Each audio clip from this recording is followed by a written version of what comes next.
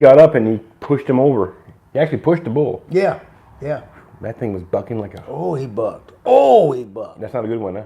Oh, yeah, that's a great one. That's a great one. If you can stay on. If he can stay on. Holy moly! He had him blowed the first jump. Guys, you're on. Hey, folks, we're talking, not dogs. We are now though. You caught our attention. If you want to know what we're talking about, go to my Facebook page, Capel K9. You are in for a thrill. Go quick, because it'll roll down, I'm sure. Yeah. Anyway, we are going to do some. You all set up there, Carol Ann? Anybody gets any questions, please write them in. Carol Ann's she's set up now to read them as they come along. We're going to go over every reason in the world why your dog does not follow your commands. Everything. Time we're through with this tonight, you will know every reason your dog did not respond when you gave a command, and you'll know how to fix it so he will respond when you give a command. Right, Scott? Yes. So, One thing I want to say. What's that? You told me a long time ago. This is a prefix. You get the dog you deserve. There you go. I'm glad you said it. And Yeah. I'll leave it at that, and you'll see why I said that later. Yeah. You may not get the dog you want, but you always get the one you deserve. That's right. Never fails, folks. So think about that. And all right, so let's go back to a little bit of biology, a little science before we start this. Dogs are a pack animal. They're one of the more successful pack animals, right? And as Mr. Sinclair discovered, he's going deep into genealogy and history, and he's been researching how the bond between dogs and man got started. That is good. Let's go ahead with the female wolf, the weak one. Tell them that story. So humans and wolves back 30,000 years ago, let's say, they were very similar. They hunted in packs, and they had the clan or the pack animal going. They hunt together and everything else. Well, come one day that humans come ahead and they had to kill. They killed a gazelle or whatever it was, a moose, and they gutted it. And the wolves came in and were eating the remains. Well, only the strong survive, right? Right. So this female was trying to get in there and eat, and she couldn't eat. They wouldn't let her eat. So what did she do? When you don't belong to the pack, what do? Find a new You pack. can find a new pack, right? So she went off and trailed those humans back, and eventually made a bond with one of the people back then. They fed her, and that's how dogs got together with humans, right? So it wasn't that the humans caught a dog and had babies. They met simultaneously, basically, like a bond, basically, and they built a bond together. And all of a sudden, there's puppies, and they're trading puppies out, and the dogs are spreading out in the world. So basically, from what I was looking at, all the dogs in the world, if you trace it all the way back that far, most of the dogs today come from about 12 or 13 females, wolves, we're talking back 30,000 years, or when they trace all this back. So, but a bond was built first. There's a bond built first. Trust was established. Then it just took off, and we learned how dogs worked, and dogs figured us out too. And Quicker than we figured him out. how so that's just some of it though. But Well, and to that effect, I never can remember the name of this experiment, but there's a well documented. They got video on YouTube and everything. There was a Russian experiment that it started before the Cold War. These people were breeding some type of wild fox. It's just a mean son of a gun, and they have their own little village set up, and they bred to see what it took to go from totally wild creature to domestic, to creatures that could get along with humans.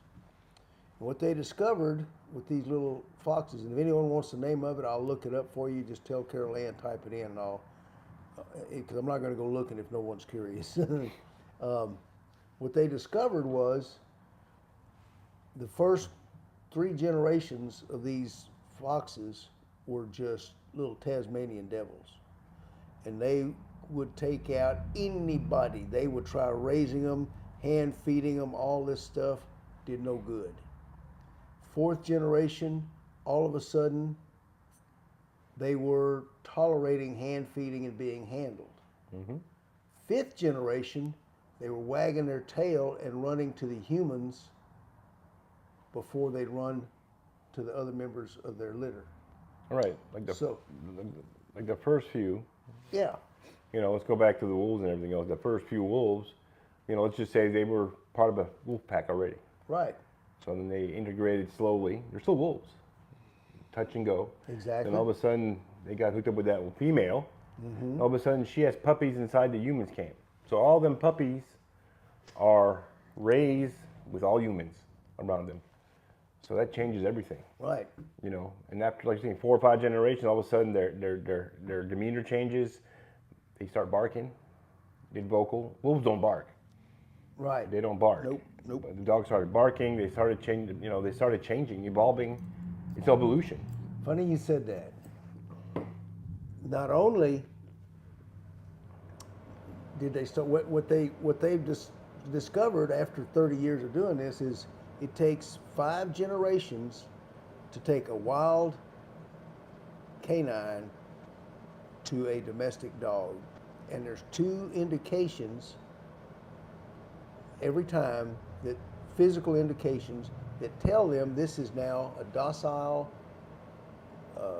domestic puppy. The 2 indications are what Scott just said. They bark instead of howling. And the second, all of you German Shepherd and Great Dane people will love this. The second indication is these foxes have erect ears, right? Most wild canines have erect ears. Even hyenas, which are not really canines, but they're the close phylum to it, have erect ears. Domestic dogs have drop ears. And when in this Russian camp, when they were breeding these little foxes, they knew when they hit the generation that was domestic, because suddenly all of those wild foxes went from erect ears to flop ears. So they bark and they have drop ears. That's when they knew what they had. So since we know how far back the bond, and like Scott said, a bond was created. The beauty of the dogs was we're using sound, audio to communicate. The dogs, the wolves, are using body language. Movement. That's how they communicate. Movement.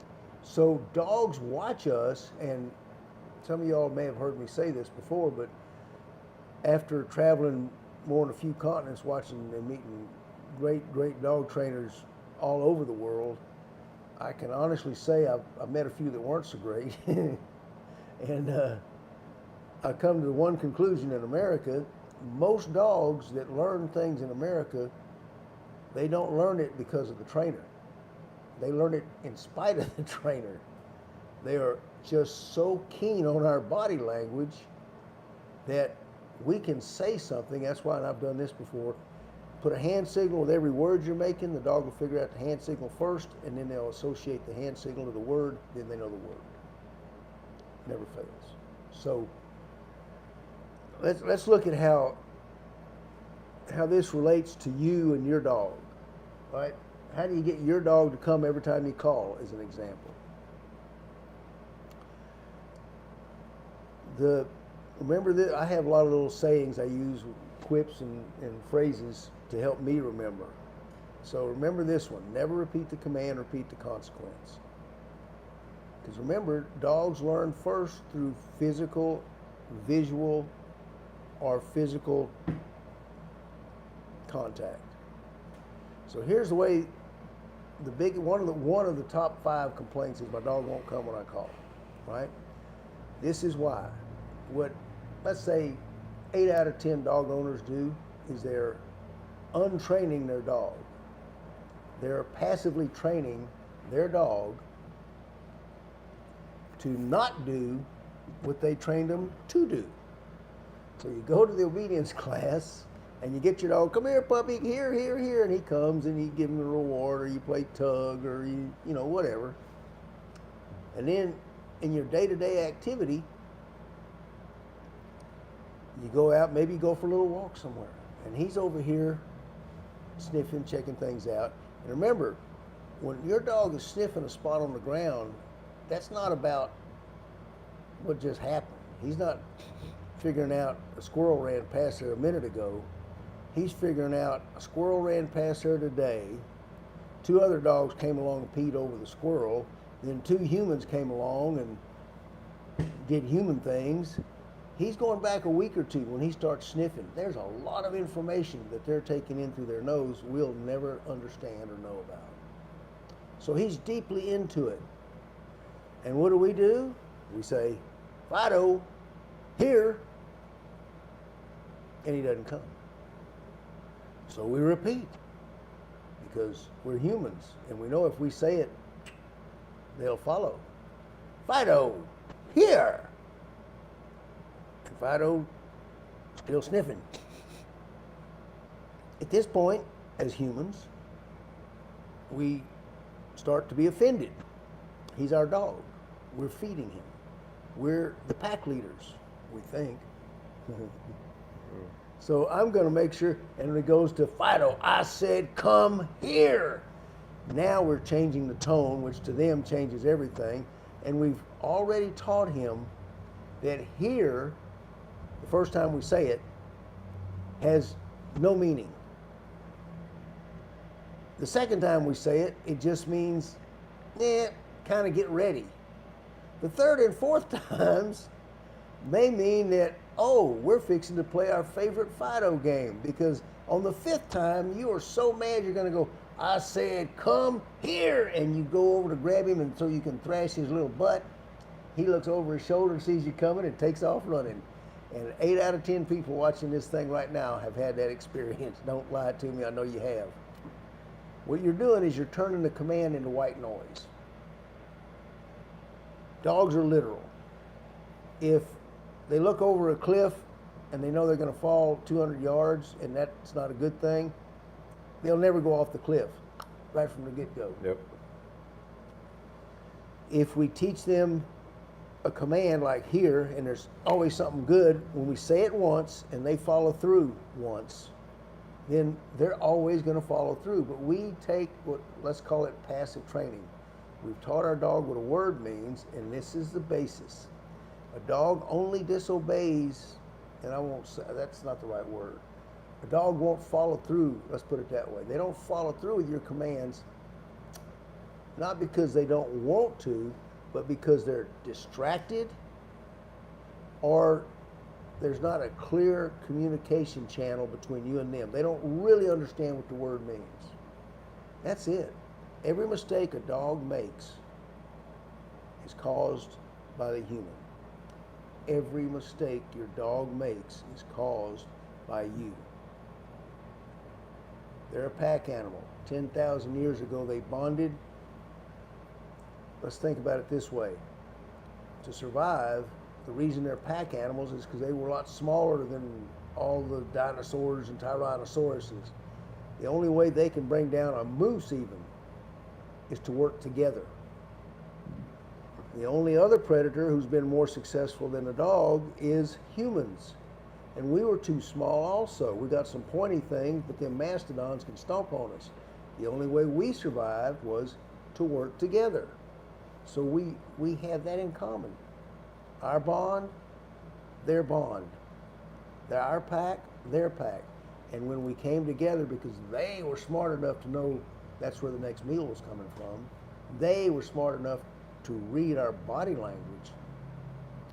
We probably didn't have real good language skills back in them times either, you know. Mm-hmm. They initiated the relationship, and they have continued that relationship since day one. Mm-hmm.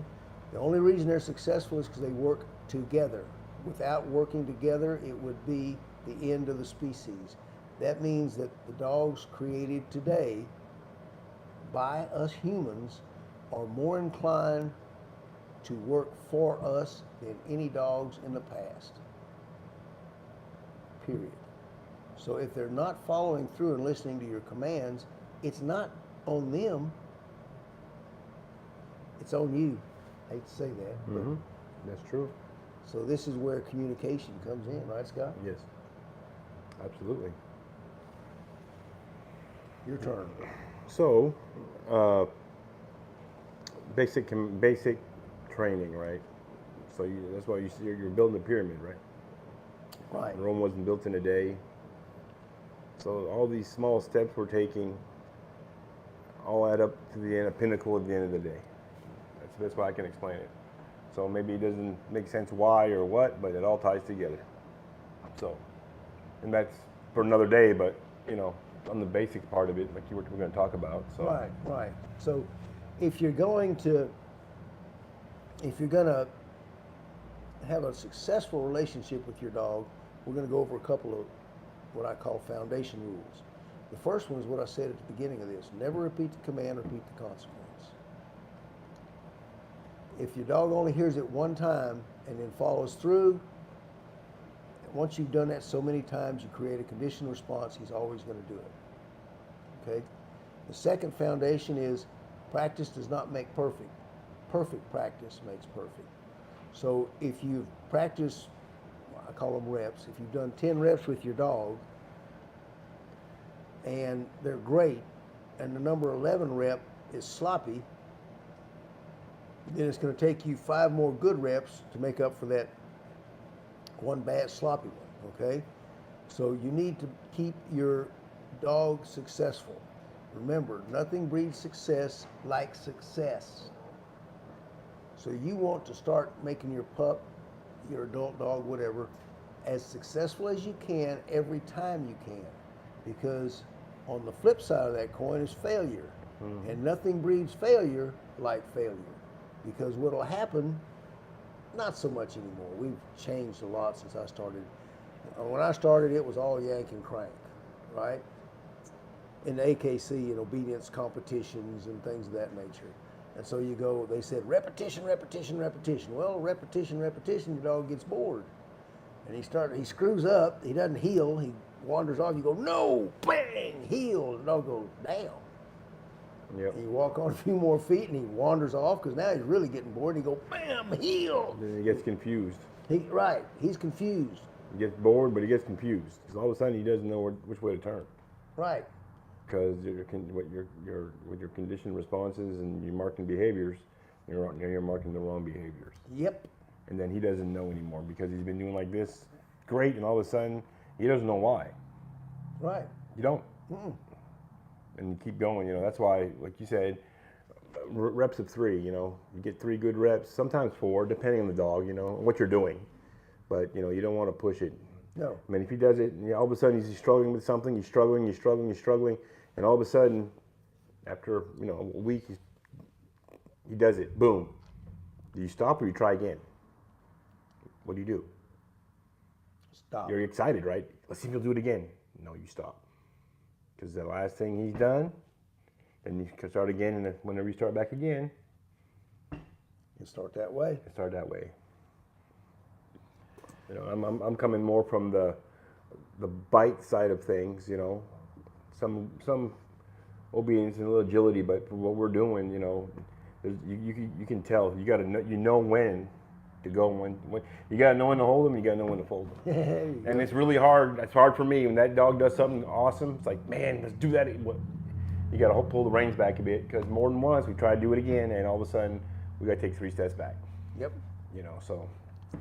They used to one of the popular things, one of the big time bird dog trainers used to say was, it takes 100 reps for a dog to learn something.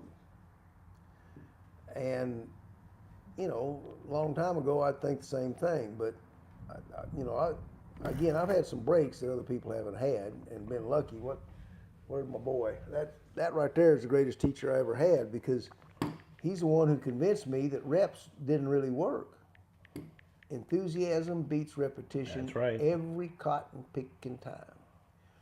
I started working Mick, and I'll never forget the day it happened. I was trying to work him on search and rescue, tracking. And he was doing pretty good, but he wasn't doing quite good enough, so I just kept trying. And all of a sudden, when he refused to stick his nose in the track and go, I did what we did back then. I went, hey, boom, boom, and I just yanked and cranked on that big son of a gun. And when I did, all I could see was Ivory. Because he was, he was not having it. He was not having it. He was tired of me screwing with him. Shit. He was bored with the whole exercise. And he made me start thinking about a lot of things in the way we treat dogs, the way we teach dogs. And these are the things that, he's the one who started me evolving into thinking about it from the dog's perspective. And Get back, get back. to realize Get back. this program was initiated. It was their decision. Whoops. Come on. Come on, folks.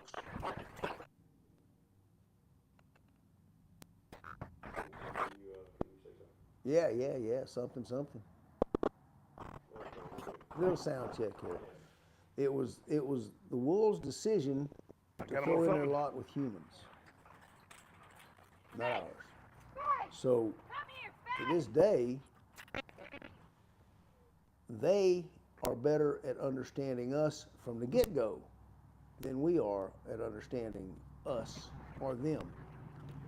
We're waiting to hear sounds. Think of it, when you go to work your dog, and I'm going to give you a secret as to how to be successful here in just a second. When you go to work your dog, think of it this way. You're not teaching him to heel. You're teaching him a language. We had thunderstorm and the dogs were going crazy. Scott had to go save his dobies. Sorry about that. So you're literally teaching him a language. So think about it this way. If you were trying to teach a Frenchman how to, I don't know, drive a... Why you gotta be Frenchman? Well, I'm more familiar with Frenchman because I got you on one side of me, and I got my kinfolks on the other side of me. All right, go ahead. If you're trying to teach him how to drive a stick shift, you're going to have a language barrier. So you're going to have to use a lot of physical motions to get it across to him, right? Yep. So the same thing applies to your dog. Start teaching them, think of it as this. You're not teaching them a command, you're teaching them a language. That should change and add a lot of patience to the way you're going about it. So,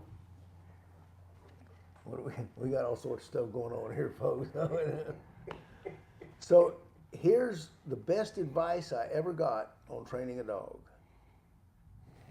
Whenever your dog is not getting it, take 2 steps back.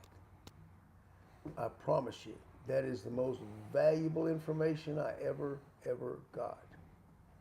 Because probably, as you were going from heel means come sit at my side to heel means come sit at my side and then take a walk with me, you didn't do something that he understood. Or maybe, if he's been doing it pretty good, for instance, when I teach a discipline recall for the dog to come and sit in front of me, I'll say front, and the dog comes and sits, right? And then all of a sudden, maybe I went front, and I bent over, and it confused the dog. That little bit of change in body language can change everything it means to the dog. So if you go back 2 steps and start over, you'll clear up in the dog's mind the mistake you made that last time. Because if they're not getting it, it's not their fault. It's your failure to communicate. I think that's a movie line. I think what we have here, General, is a failure to communicate. Who was it? Cool Hand Luke. Cool Hand Luke. Yeah, that's right. It was. Thank you, Troy. We have a failure to communicate.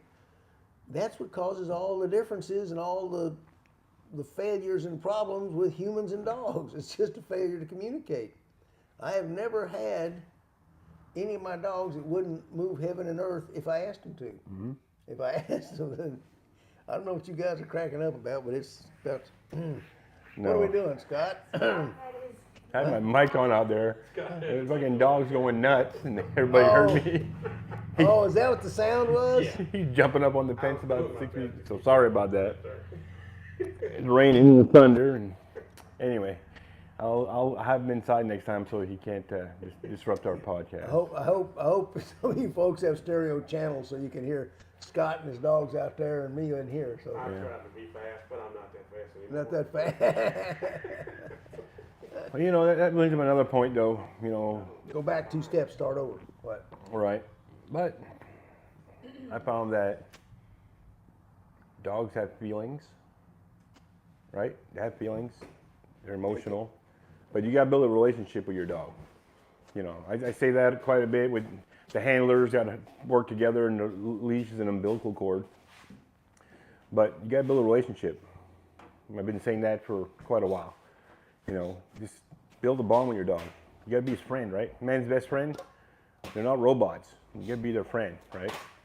So I found out with my dogs and with other dogs that the better bond I have, everything comes easier. Everything falls into place easier. They want to please you. They want to do it. It's not that they just, you know, do it. They're not robots. That's all I can Let me say. ask you a question about, I know you and Aries are real tight. As Mm-hmm. you know. Are things ever conditional? Like, does he ever behave differently at home than he does when he's out? Does he ever obey you better in one spot than he does, like if he's out in public or if he's here at the kennel?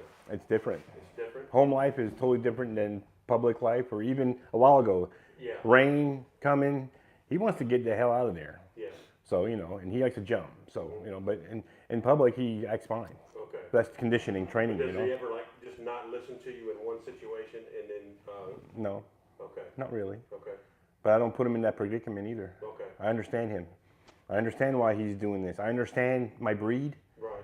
what my breed does, and how they're conditioned, what they expect from the dog. Okay. And why they do it. Yes, it's like comparing apples to oranges. Different breeds of dogs do different things. Right. Dobies have their own thing. Okay. And I've had a few. The first couple, it's tough. Was I didn't your understand. frustration because you didn't understand. Well, it was they're not stubborn. They're smart. Yeah. But once you build a bond with them, you can see they have tendencies. They're like kids, right? They have tendencies. They do certain things. They'll move, look at you a certain way, you know, things like that.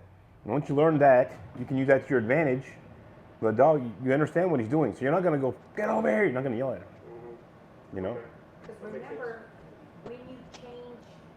when you're loud, and you're asking them to do something loudly, we don't train that way. So you change the command Good point. when you change the tone. They hear something differently. Mm-hmm. Because I used to get Titan out here, and I get pumped up, man. And I'd start, I was like a soldier.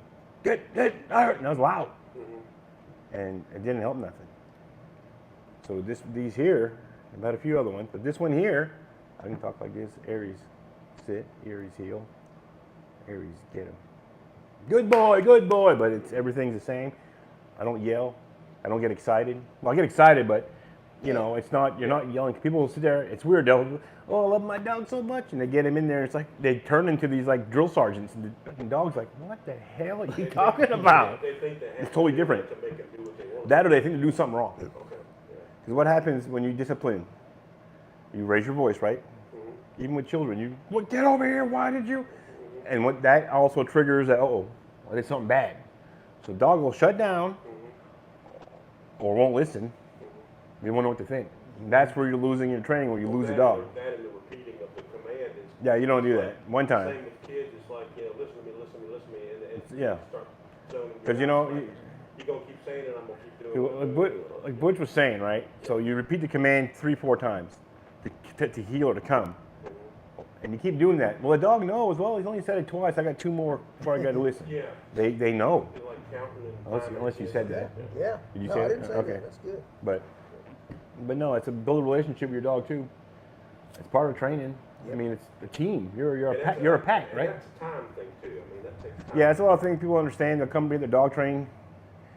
You know, you can train, you can teach, but after that, the training's up to you.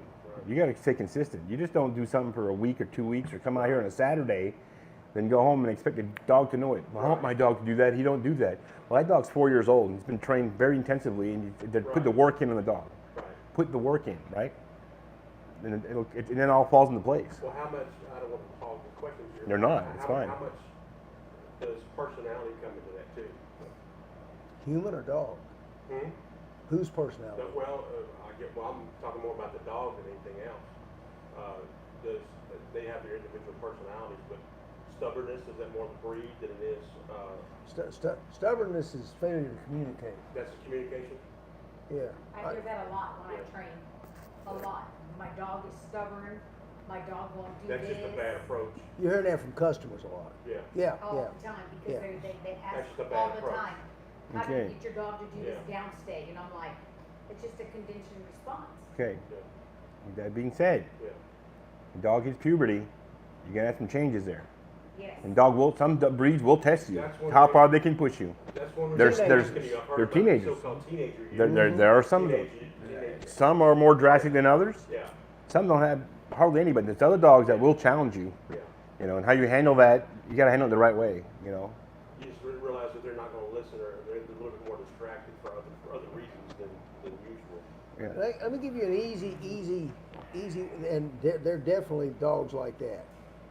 They're just, their personality can be, you know, I've got, well, actually, most of my females have been that way when they really don't want to do something, and it's obvious that they don't want to do it. And I've had some